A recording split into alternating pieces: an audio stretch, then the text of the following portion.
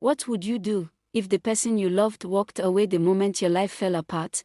This is the painful story of Tari. In the highbrow neighborhood of Lekki Phase 1 in Lagos, there stood a mansion that people often slowed their cars to admire.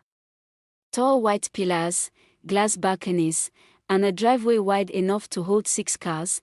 Inside that house lived a woman whose life looked like the kind people prayed for. Her name was Zora Okafor. Zora was elegance itself. Smooth dark skin, graceful posture, and a calm confidence that came from years of living well. Her wardrobe looked like a boutique, designer gowns, silk robes, imported shoes arranged by color. Her husband, Tari Williams, was a man everyone respected, not just respected, admired, feared a little. Tari owned a successful oil servicing company with contracts that stretched from Port Harcourt to Warri. Money flowed like water. Politicians greeted him warmly. Bank managers answered his calls before the phone rang twice. People used to whisper, "That man's money has no ending," and Zora lived like it. Please, guys, do not forget to subscribe, like, and support us, please. Every Saturday, the house smelled of expensive perfume and roasted lamb from parties. Crystal glasses clinked. Friends laughed loudly beside the swimming pool. Musicians sometimes performed live in their garden while fairy lights glittered across the palm trees. She traveled often, Dubai, Paris, London. When Zara walked into a room, people knew, not because she shouted, but because wealth has a certain silence. She wore it well. They had 2 children who attended one of the most expensive international schools in Lagos. Drivers took them to school. A nanny packed their lunches. A chef prepared dinner, and every evening, Zara waited on the balcony with a glass of wine until Tari returned home. He always kissed her forehead before entering the house. "Did you miss me?" He would tease. Zara would smile, only a little. Their life looked perfect, but perfection has a strange habit. It never warns you before it cracks. The first crack, it began quietly. A phone call one evening. Tari's laughter disappeared as he listened. Zora noticed it. His face changed. The call ended. "What happened?" She asked gently. "Nothing," he said quickly. But it wasn't nothing. A major government contract had been suspended due to new political changes. Millions were stuck in limbo. Equipment already purchased. Workers already paid.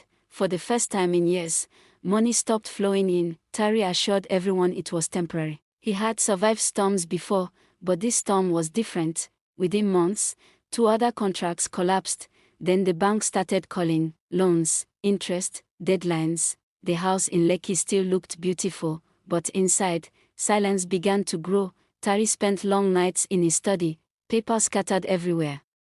His once confident voice grew tired. One afternoon Zora overheard him on the phone. "Give me time," he pleaded quietly. "I will settle everything." Zara stood frozen in the hallway. She had never heard that tone in his voice before. It frightened her. Soon the first car disappeared from the driveway, then another. When Zara asked, Tari forced a smile, "Just restructuring things." But the truth was heavier: debt, pressure, banks, lawsuits, workers demanding unpaid salaries. The party stopped, the house became quieter, the chef left, then the nanny, then the driver, and one evening, Tari sat beside Zora on the bed. His shoulders looked heavier than she had ever seen them. "We may need to sell the house," he said softly. Zara stared at him. "What?" "Just for now. We'll rebuild." Her chest tightened. "This house?" "Yes." Her voice became sharp. "You promised me stability."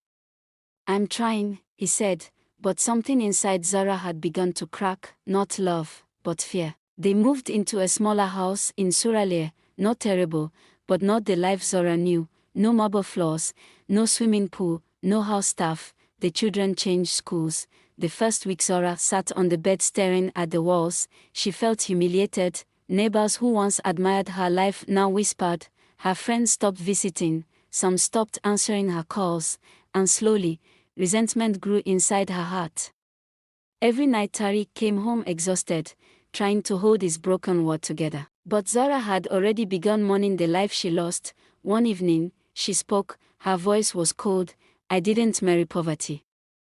Tari looked at her slowly. "Neither did I." Months passed. Nothing improved. Debt collectors came, phones rang endlessly, and one night, during a power outage, they sat in darkness. The generator had run out of fuel. Zara spoke again. "I can't live like this."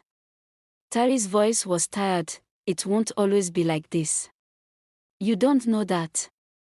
Silence.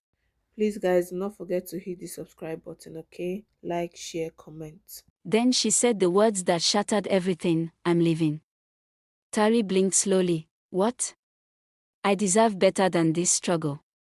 He stared at her as if the world had tilted. "Zara, this is when I need you the most." But she had already made her decision. "I didn't sign up for suffering." The next morning, Zara packed her designer bags. She took the children. Her last words before leaving were cold. "When you fix your life, maybe we'll talk."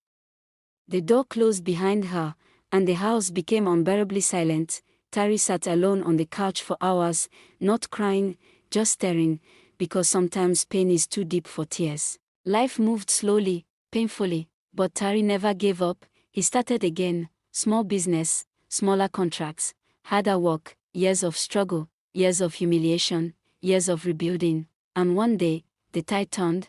A foreign energy company signed a partnership deal. His persistence paid off. Money returned, not as loud as before, but stronger, wiser. His name slowly rose again in business circles.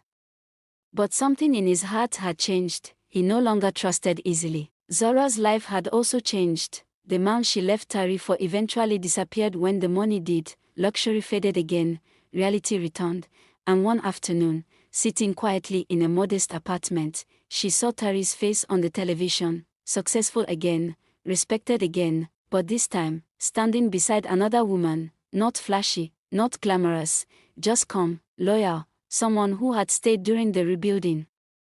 Zara's chest tightened. For the first time in years, she cried, not because she missed the money, but because she finally understood the truth. She had left a man, not when he failed, but when he needed her love the most, and some losses, no amount of wealth can repair. Moral lesson: luxury can build a house, but loyalty is what builds a home.